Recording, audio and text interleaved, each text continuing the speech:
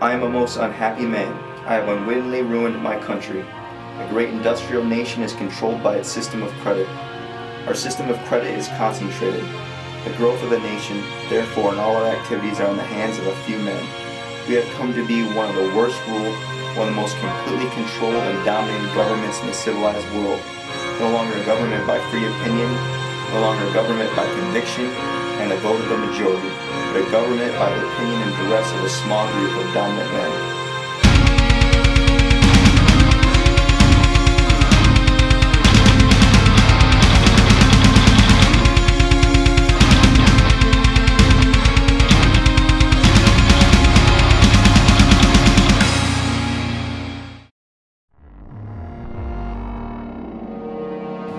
There is an ancient evil among us most are not aware of. It is the cause of most wars, the assassination of presidents. It is behind every depression and recession, and the cause of our enormous government debt.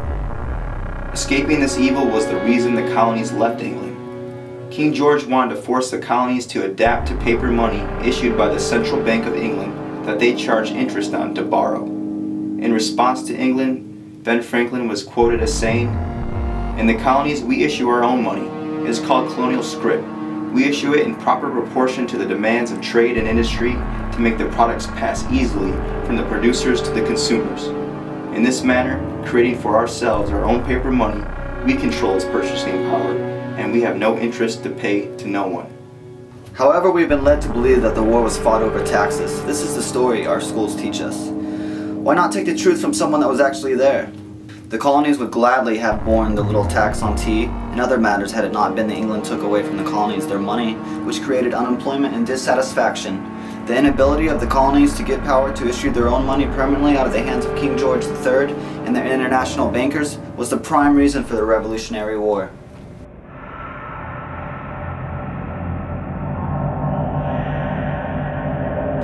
Even though we won our freedom from the private international bankers controlling our money, it wouldn't last. That was just the start of a struggle that has lasted centuries and continues today. A cycle began with the central bankers buying Congress and having them pass legislation for a central bank to control America's money. Then those who truly understood this evil would rise against and have it abolished. 1828, Andrew Jackson was swept into office by the people and the opponents of the bank. His campaign slogan was, "I will kill the bank." He also said in regards to the central bank, controlling our currency, receiving our public monies, and holding thousands of our citizens in dependence would be more formidable and dangerous than a military power of the enemy. In his second term, the Central Bank of America was abolished. A few weeks later, an assassin named Richard Lawrence tried to shoot Jackson, but both pistols misfired. He was found not guilty by reason of insanity and released. Lawrence was overheard bragging in public that powerful people in Europe put him up to the task and promised to protect him if he were caught. Another story we have been taught in our school's history classes was that the Civil War was about freeing the slaves. Please listen to the truth from Abraham Lincoln's own words. "I have no purpose to directly or indirectly to interfere with the institution of slavery in the states where it now exists. I believe I have no lawful right to do so, and I have no inclination to do so. My paramount objective is to save the Union, and it is not either to save or destroy slavery. If I could save the Union without freeing any slave, I would do it." The central bank wanted the Union destroyed. They would only loan money to Lincoln at absurdly high interest rates. So to fund the war, Lincoln had Congress exercise their constitutional right to coin their own money. Lincoln's new currency was printed with green ink on the backside, hence the name greenbacks. The Union accepted this new currency and enjoyed it with no interest rate attached. It funded the war and paid the soldiers. This is what Lincoln's view of money was. The government should create, issue, and circulate all the currency and credit needed to satisfy the spending power of the consumers. The privilege of creating and issuing money is not only the supreme prerogative of the government, but it is the government's greatest creative opportunity. By the adoption of these principles, the taxpayers will be saved immense sums of interest. Money will cease to be master and become the servant of humanity. An editorial in the London Times explained the central banker's attitude towards Lincoln's policy. "If this mischievous financial policy, which has its origin in North America, shall become indurated down to a fixture, then that government will furnish its own money without cost. It will pay off debts and be without debt. It will have all the money necessary to carry on its commerce. it will become prosperous without precedent in the history of the world. The brains and wealth of all countries will go to North America. That country must be destroyed, or it will destroy every monarchy on the globe. April 16, 1865, Lincoln was murdered, eliminating his opposition to central banking and killing the popular greenback, debt-free, interest-free currency. Another murder by the foreign money masters because they had no control over the greenback. Next president killed for taking a stand was James Garfield. Elected in 1881, he understood how the economy was being manipulated. He publicly slammed the central bankers, saying, "Whoever controls the volume of money in any country is absolute master of all industry and commerce."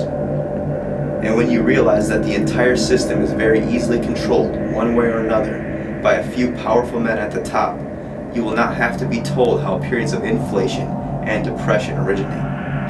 Within a few weeks of making this statement, on July 2nd, 1881, he was assassinated. The last central bank established in America was 1913 with the Federal Reserve Act. It passed through Congress under shadow and deceit and remains to this day. To clear up any misunderstanding, the Federal Reserve is a private bank owned by shareholders and foreign elites. And despite its name, it's not federal or a part of government at all. The Federal Reserve Bank, aka the Federal Reserve System, is a private corporation. Black Law's dictionary defines the Federal Reserve System as a network of 12 central banks to which most national banks belong and to which state-chartered banks may belong. The Fed basically works like this. The government granted its power to create money to the Fed banks. They create money, then load it back to the government, charging interest. The government levies income taxes to pay interest on the debt. That's why in 1913, along with the Federal Reserve Act, the Income Tax Act passed too. Now that the government gave up its constitutional right to create our own money and must borrow it from central banks with interest, the idea is to inspire the government to borrow. Here's what some intelligent congressmen knew about this great evil. The financial system has been turned over to the Federal Reserve Board. The board administers the finance system by authority of a purely profiteering group. The system is private, conducted for the sole purpose of obtaining the greatest possible profits from the use of other people's money. Republican Charles Lindbergh.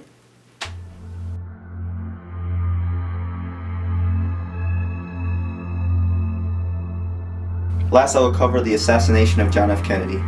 On June 4th, 1963, a virtually unknown presidential decree, Executive Order 11110, was signed into authority to basically strip the Federal Reserve Bank of its power to loan money to the United States government at interest. With true patriotic courage, JFK boldly faced the two most successful vehicles that have ever been used to drive up debt. Number one, war, the Vietnam War, and two, the creation of money by a privately owned central bank. His efforts to have all the U.S. troops out of Vietnam by 1965, combined with Executive Order 11110, would have destroyed the profits and control of the private Federal Reserve Bank. Kennedy apparently reasoned that by returning to the Constitution, which states that only Congress shall coin and regulate money, the soaring national debt could be reduced by not paying interest to the bankers of the Federal Reserve System, who print money, then loan it to the government at interest. He moved into this area on June 4th, 1963, by signing Executive Order 11110, which called for the issuance of United States notes through the U.S. Treasury rather than a traditional Federal Reserve System. That same day, Kennedy signed a bill changing the backing of $1 and $2 bills from silver to gold, adding strength to the weakened U.S. currency. President Kennedy was assassinated on November 22, 1963, and the United States notes he issued were immediately taken out of circulation. Every depression and recession is engineered by design by the money masters to rob the wealth from the people and leave us poor. I leave you with this quote from one of the original central bankers. "Give me control of a nation's money supply and I care not who makes the laws." Rothschild.